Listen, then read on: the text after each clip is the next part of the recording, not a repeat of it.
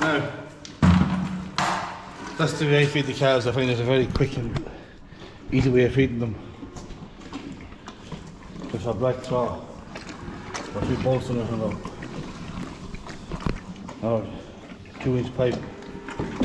I gave it tie-in wire. It's a bit with the overflowing down here. Wait a second.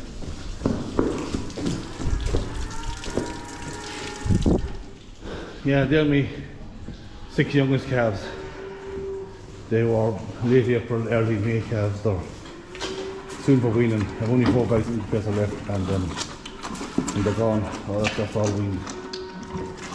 I'm only feeding them 6 and 12 more. So those feeding anyway. Put them more in the background and over the So I'll go up and feed them now.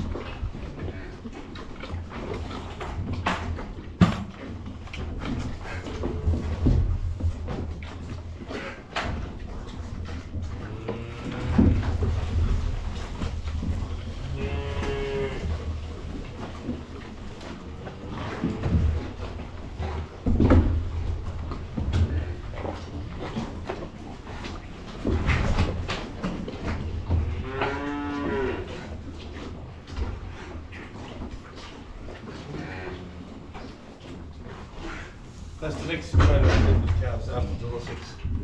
They're over 3 months of age. They can move anytime. Just in because of the fact that the last video, remember, I got that dose of coccidiosis. But I'm going out as soon as I wait till the hair test. As soon as the hair test, they'll be out. All calves are out. after the health test. Next couple of days it'll be done. They're dosed twice, that's what they're coughing. It's tough just loosening the lungs, I hope that's what they're coughing. That's the day for the milk. They'll get nuts and they'll get straw. It'll be right. 3 calves, the last video that was sick, one of them didn't make it. He said that he didn't was going to make it, whichever I said, but it didn't make it, and the other 2 are coming on very slowly, but they'll get to there. Now the other pen behind me here rolling is the pen that was offering to go for nuts. They are in the field ready to go back to the field along with these whenever the health test is complete. So that's throwing the calves.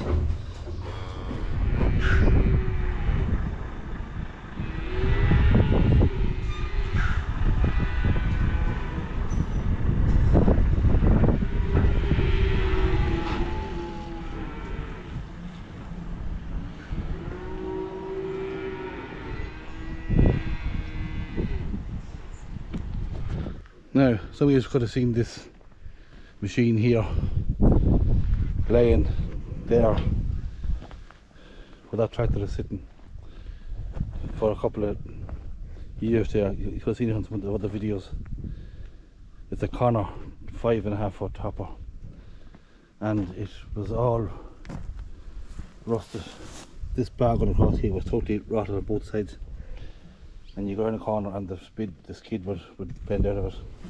I just kept it for doing the rocky paddocks, not to destroy my good major topper on me this more with the rocks, because that's easy to straighten the rotor, just take it out and sledgehammer and it's ready for use again. The topper was bought here in 1994. My father bought it in 1984. I remember being about 15 years of age. Excited at this show coming home from that we bought brand new for £725 at the time, and I had the massive Ferguson 290 at the time when I was going around the field topping it brand new.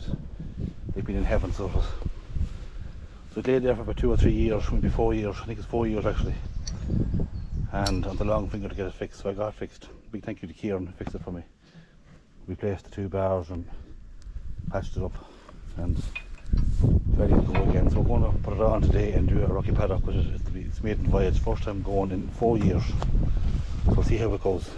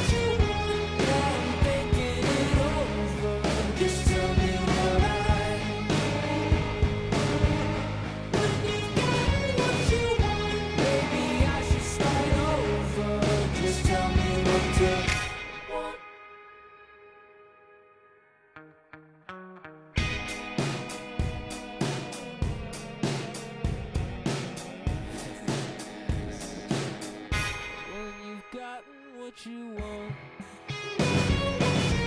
Yeah, I'm thinking it over. Just tell me what when you get what you want, maybe I should start over. There's nothing left to open at 'em again.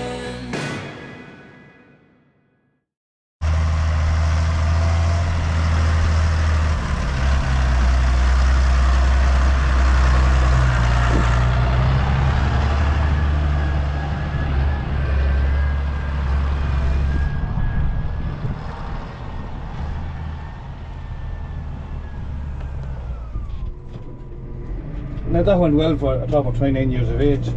First time out in 4 years. It's not the tiniest top in the world, but I done the job. I cut the weeds of the field, that's all I had to do. To leave a nice big road now when that field's destroyed, I fertilised later on today or tomorrow. So I'm happy with it. It's handy for the rocky ground, as I said, because you can't really do too much damage to it. If the major top out down and hit a rocky, do a lot more harm than do with that one. Or the Dismore, definitely the Dismore. So that's it. She's back on the road after 4 years. 29-year-old hopper, so good to have it going. This tractor is probably too big for her, but just that the other one is agitating. It's easier to take off the tank than to take off the agitator. So that's what's on this tractor. Normally the tractor I'll be using. That's it for now. Talk to you in a few minutes later on. Now Sunday again, and you wouldn't believe it's the middle of July.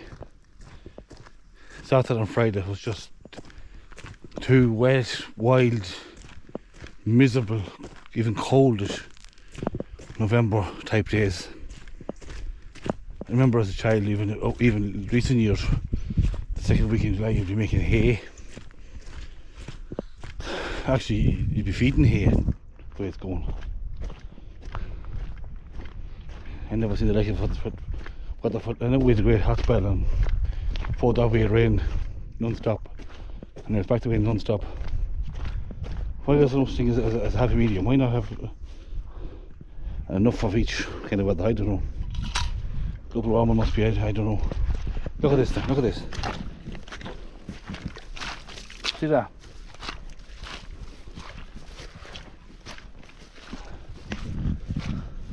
Cows in that paddock yesterday. You think it was the middle of November. I know it will suck down if we got a chance. A few dry days would give it a good chance. It's only wet on top. But you shouldn't be tamping water like that in July. Anybody says. And the country is full of second cut silage ready to be cut and mad to be cut. Heavy crops, including my own. In fact, I have first cut silage to make yet down one of the farms. Stuff that I'm making bales. It's about 13 weeks from it's fertilised. It's about to cut off when the weather broke. But it'll be got. It'll be got. So I suppose the best thing about it is that there's still a good growth. Grass is growing well, cows are holding the milk up good enough so far. But most years I think in my case anyway, from July 20 on you can first start seeing a dip a little bit, the volume of milk. Just the natural tip in the cow. Which is only a week away or so now, but all I'm doing is give them plenty of meal and best quality grass I have available at the time. That's all I can do with them. With the way I'm going out there just to do a grass walk. I want to measure grass now for an hour or two and just see what grass is available to me on the farm. So do we need to add more meal to the diet to slow back the grass eating, or I need to maybe fill up grass eating and cut back the meal a bit. Not let it get out of hand in the other way. Not that I'm scared of grass, not to have the grass going too heavy. But that'll immediately hit the tank and the solids, and once they hit into some of the eel, they don't come back.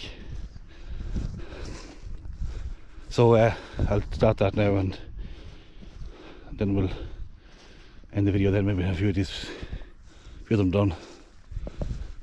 Talk to you shortly.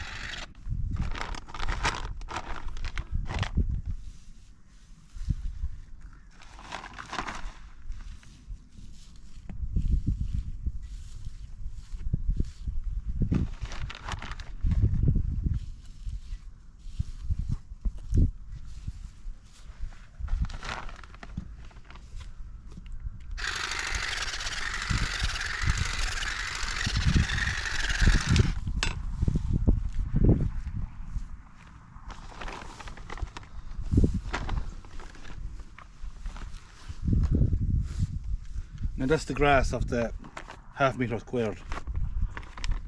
There's 40,000 of them in the hectare. That's exactly what it was per hectare. There's 180 grams of grass there. Well, not grams of grass, grams there. And the bag is 35 grams, so that leaves us with 145 grams of grass on that half metre squared of an area. So to get the cover of that, we have to go into the pasture base app on the phone, which is a great app for the job.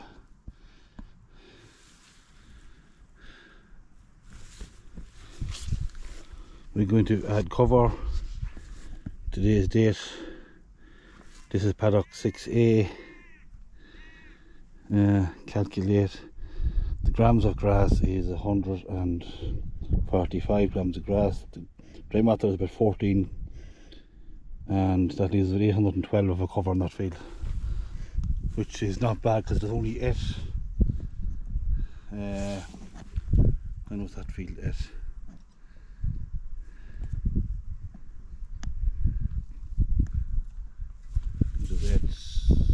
Give me a second to see when it was at.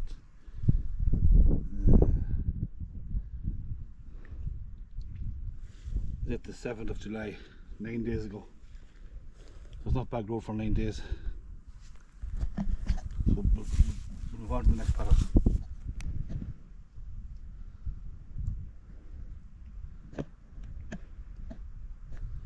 Of course, you can also measure grass without the pasture base app. Got to see that in the last paddock we were in. You just cut your grass weight, multiply your grams, which in this case will be 0.145, multiplied by 40,000, multiplied by DM, which is 0.14. They'll give you the same figure as you had previously.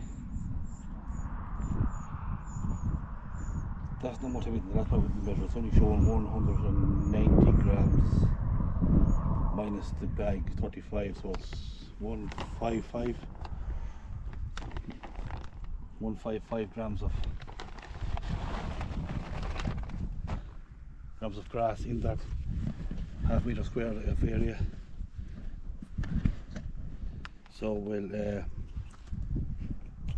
the pasture base way for a minute with the calculator.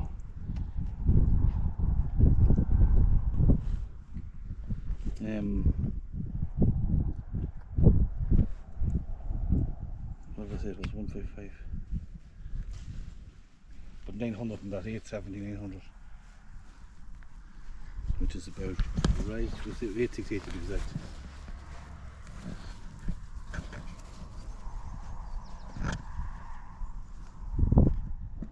Do the calculator just the other way with the pasture base.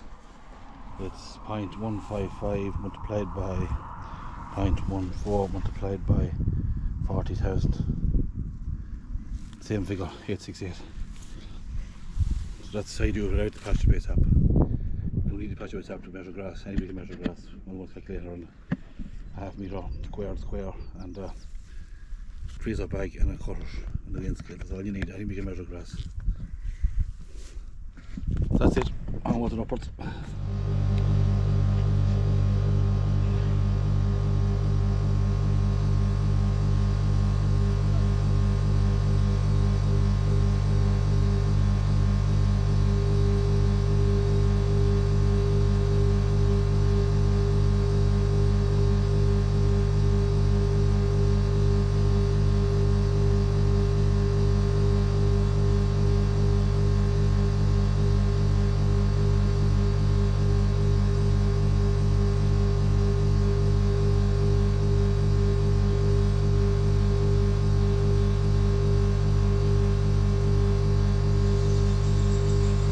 Now guys,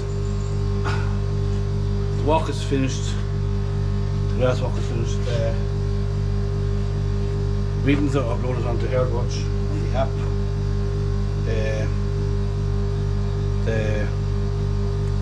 The front map here, each paddock has its own reading, its own grass. I just want to show you the summary of the cover. Just bear with me a second, I need 3 hands for this. And it's the 16th of the 7th, 23. Average farm cover is 279. That's very high. The target is 140 to 220. Means there's a lot of grass about, which is good in a way, I suppose. Just keep eating it with them on it. Get growth is 76, which is phenomenal growth. Demand, that's feeding 4 kilos of nuts a day. Demand is 35, so demand is doubling the growth. Oh, sorry, growth doubling the demand. So grass is not an issue at all, really. Planting too much of it. Livestock unit per hectare that works out on this farm at the minute as 2.52, which really is a cow to acre, which wouldn't be right because there's more cows than there is acres, more acres than there is cows, but I don't know why that works out, but that's what it is. So the story is, and the summary of that really is basically that